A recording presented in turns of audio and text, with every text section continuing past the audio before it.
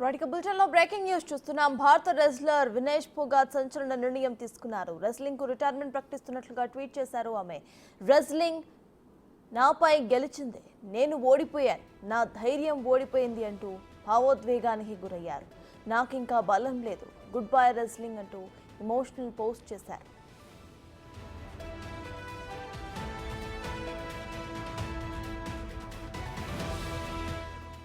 100 గ్రాముల over weight ఉన్న కారణంగా ఫోగట్ పై ఒలింపిక్స్ కమిటీ అనర్హత వేటు వేసింది. ఫైనల్స్ కు ముందు ఫోగట్ 2 కిలోలు ఎక్స్ట్రా బరువు ఉండగా రాత్రంతా కూడా కష్టపడి 1800 గ్రాముల బరువును తగ్గారు.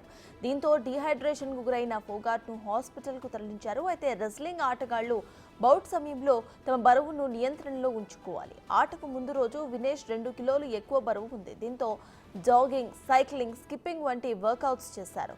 భోజనం కూడా తీసుకోలేదు. అంతేకాకుండా రాత్రంతా కూడా మేలుకొనే ఉన్నట్లు తెలుస్తోంది. దీంతో ఆమె తీవ్రంగా డీహైడ్రేషన్ కు గురైనట్లు తెలుస్తోంది.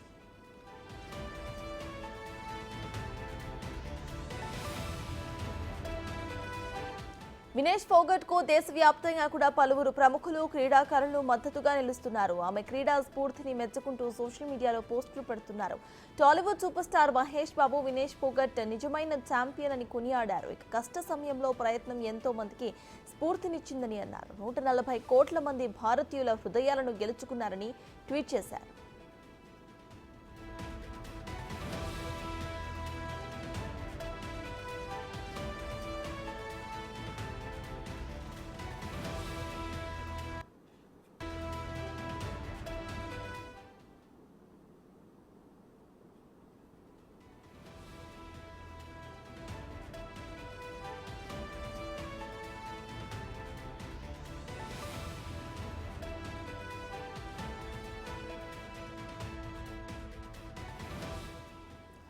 భారత రెజ్లర్ వినేష్ ఫోగట్ సంచలన నిర్ణయం తీసుకున్నారు. రెజ్లింగ్ కు రిటైర్మెంట్ ప్రకటిస్తున్నట్లుగా ట్వీట్ చేశారు ఆమె.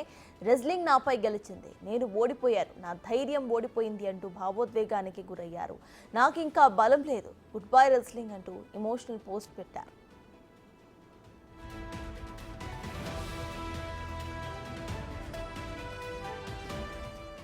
100 గ్రాములు ఓవర్ వెయిట్ ఉన్న కారణంగా ఫోగట్ పై ఒలింపిక్స్ కమిటీ అనర్హత వేటు వేసింది. ఫైనల్స్ కు ముందు ఫోగట్ 2 కిలోలు ఎక్స్ట్రా బరువు ఉండగా రాత్రంతా కూడా కష్టపడి 1800 గ్రాముల బరువును తగ్గారు. దీంతో డీహైడ్రేషన్ కు గురైన ఫోగట్ ను హాస్పిటల్ కి తరలించారు. అయితే రెజ్లింగ్ ఆటగాళ్లు బౌట్ సమయంలో తమ బరువును నియంత్రణలో ఉంచుకోవాలి.